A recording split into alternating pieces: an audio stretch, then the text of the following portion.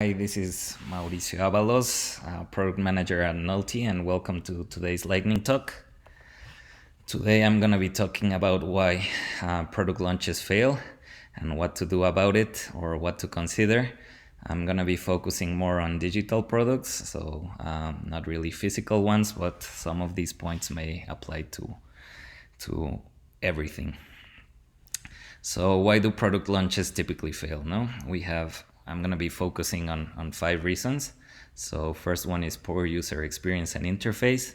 Second one is an ambitious feature set. Third, no ramp up plan in case the product is successful.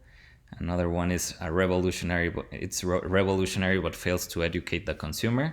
And finally, a poorly executed launch. So the first one, poor UX and UI. This is something that people who want to develop their own product or online product usually overlooks. They think that if they hire a designer that designs beautiful graphics and maybe beautiful web pages, they're gonna be getting a quality product. No, but it's important to distinguish that having a great designer doesn't mean that he's an expert in user experience, which is an integral part of developing an online product or any product in general. So it's very important to understand your target consumer. This can be done through the creation of user personas or profiling your user, understanding what their age range is, what their motivations are, what drives them, what are their challenges. So for example, if you're focusing your product and your target audience is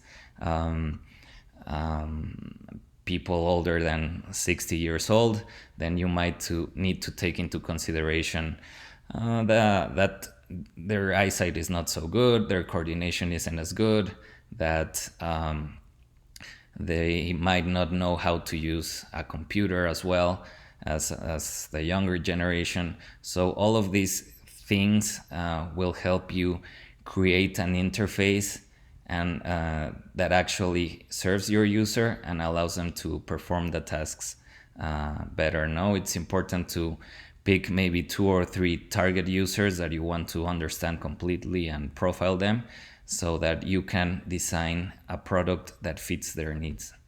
No. Another problem that can arise from poor user experience is that you overcomplicate your processes. You add unnecessary steps to the process. You don't make it lightweight, so the user finds it really hard to carry out tasks and ends up using a different product.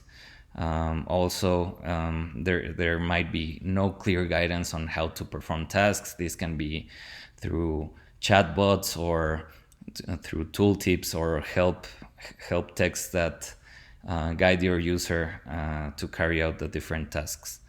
No. Another one reason that product launches fails is you usually have an ambitious feature set. It's very important to consider building an MVP. This allows you to focus on crucial and core features that your users are going to be using around your product. It allows you to test your idea in a small group of users. It allows you to learn from their interaction with the product, and also to understand what their priorities are, what features they need refined, or what new features would help them accomplish their goal. So having an MVP is crucial to start that way, so you can focus your efforts and not develop features that might not be needed by your core user base. Also, building a large product from the start usually requires a lot of investment, especially if you want to build a quality product. So it's very hard to produce a large feature set with the quality that that is expected and with the high standards that users usually expect from any product. So that is why it's important to focus your efforts, no? Another one is there's no ramp up plan. So if you are successful, there's usually not a budget set aside for growth. For example, if you're launching a website that is based on subscribers, and suddenly you get a rush of people subscribing to your product and word of mouth gets out, and suddenly you are found in a place that you need to grow quickly, both in infrastructure and also customer service. You need to be prepared for all of this. Usually this is a big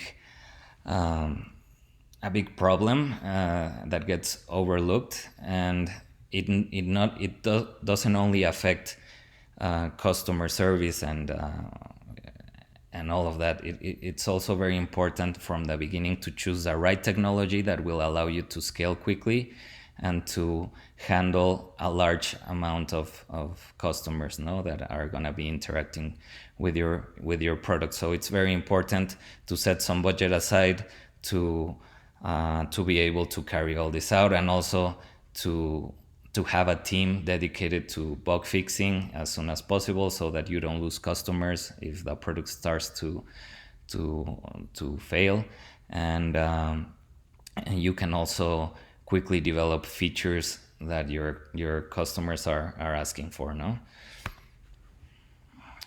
Another one is that you fail to educate your target customer. Your product, if it's revolutionary or not, usually requires a learning curve. If you're not using standard ways of carrying out tasks, you need to show your customer how your product solves the task they want to accomplish and what steps they need to take to get there, no? You need to educate your customer why they need the product, how it's gonna help them achieve their tasks, and if there are any non-standard interactions across your product, you need to let them know why they're there and how to use them. Finally, a poorly executed launch. This covers a lot of things, but it can be from the marketing side, that there is no brand awareness, you fail to communicate the purpose of your product, so no one knows why it's needed, why it's better than the competition, or how it will help them carry out their tasks faster than other products, or better. No, it can also be rushed to market in a lot of senses. So the market might not be ready for your product, so you fail to do research before, or in the MVP phase you fail to notice that there was no actual need for your product. You might have also rushed it to get ahead of the competition and fail to take into account quality assurance, so you fail to do thorough tests of the features, and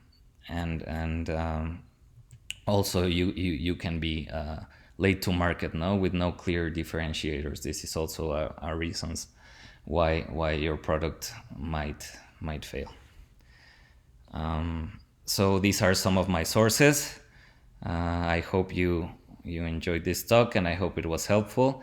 We'll see you next week for our next lightning talk. Thank you.